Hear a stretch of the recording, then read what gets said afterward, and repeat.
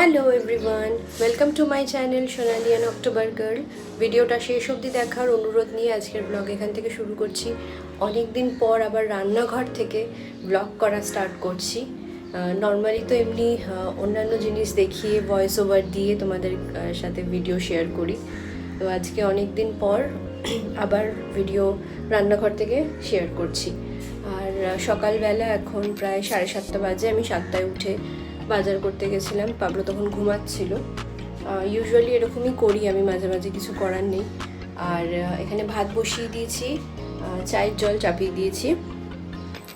আর আজকে থেকে পাবলোর স্কুলের মানে সামার ভ্যাকেশন স্টার্ট হয়েছে, কিন্তু যেহেতু ওরা ও বা আরও কয়েকজন বাচ্চা যারা মার্চ মাসের পরে ভর্তি হয়েছে ওই স্কুলটায়, তো ওরা একটু লেট অ্যাডমিশন ওদের যেটা হয় আর কি।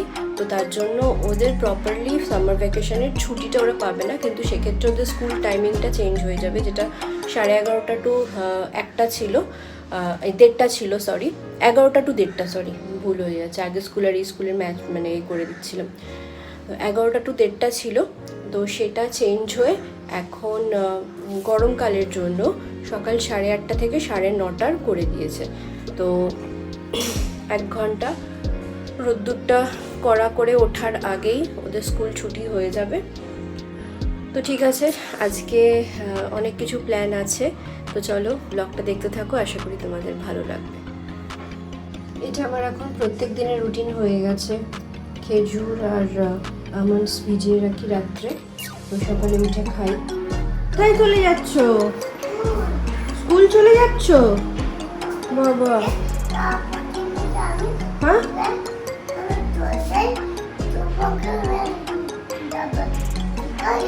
আমাকে পরে নিয়ে যাবে?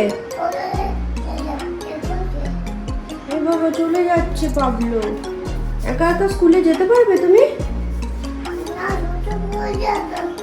টোটো করে যাবে? তোমার কাছে পয়সা নেই তো টোটো করে যাওয়ার? ওই কত টাকা আছে ব্যাগে? আছে। আচ্ছা, একটুখানি এখানে এসে আমার সাথে একটু চা বিস্কুট খেয়ে যাও। আসো আসো, আমি একা একা বসে আছি, আসো। পাবলোকে স্কুলে দিয়ে এসে ঘরদোরগুলো এবার গুছিয়ে নিচ্ছি। আর পাবলো সকালবেলা এমনি দুধ খেয়ে যায়, আর 9:30 যেহেতু চলে আসবে, তো তখন ওকে ব্রেকফাস্টটা দেবো। এখন আমি ঘরদোর গুছিয়ে আমি ওর জন্য চাউমিন রান্না করে রাখবো। আজকে ব্রেকফাস্টে চাউমিন খাবে বলেছে।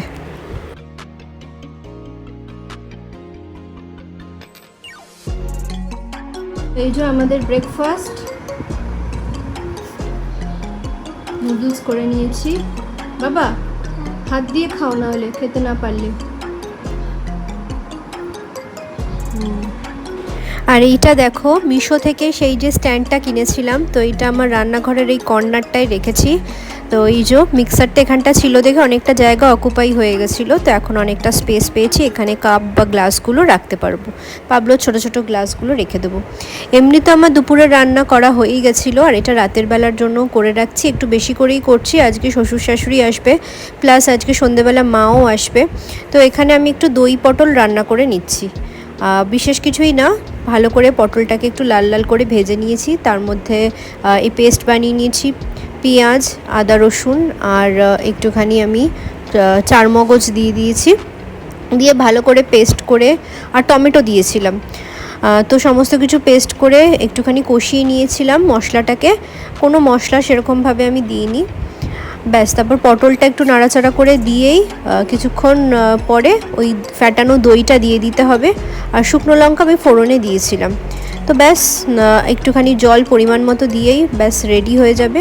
আর আমি একটু কাঁচা লঙ্কা দিয়ে দিয়েছিলাম। দুটো গাছ কিনেছিলাম, একটা কাগজ ফুলের গাছ, অনেক দিনের ইচ্ছা ছিল আমার।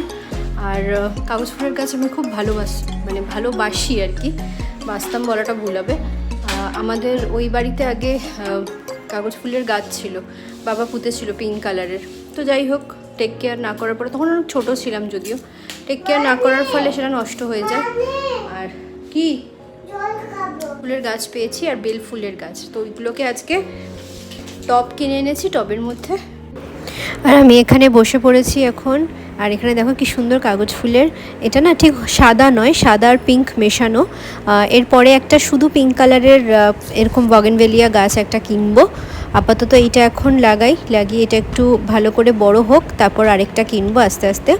আর ওখানে বেল ফুলের চারাও কিনেছি, বেশ ভালো গাছটা।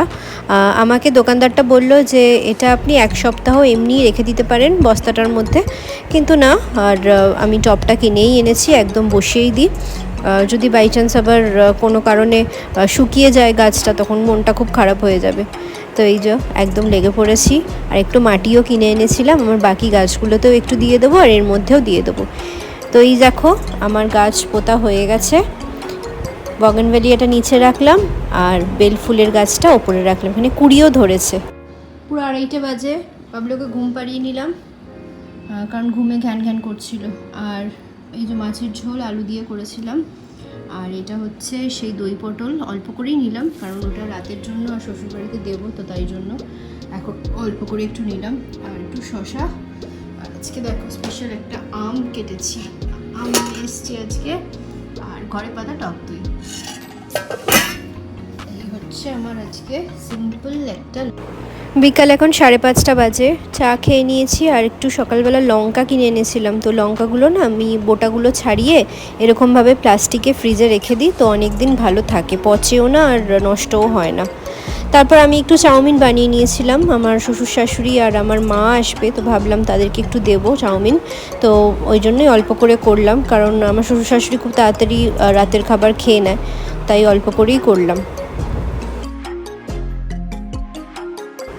আর এটা পরের দিন সন্ধেবেলার ভিডিও, আমি, মা আর পাবলো এক জায়গায় যাচ্ছি। কোথায় যাচ্ছি সেটা তোমরা পরের ব্লগে দেখতে পাবে। তো চলো ভিডিওটা এখানে শেষ করলাম। কেমন লাগলো আজকের ব্লগটা জানাতে ভুলো না, ভালো লাগলে অবশ্যই লাইক কমেন্ট শেয়ার করতে ভুলবে না। আর যারা প্রথমবার আমার ভিডিও দেখছো তারা অবশ্যই আমার চ্যানেলটাকে সাবস্ক্রাইব করে আমার পাশে থেকো। চলো দেখা হচ্ছে পরের একটা ব্লগে, টাটা।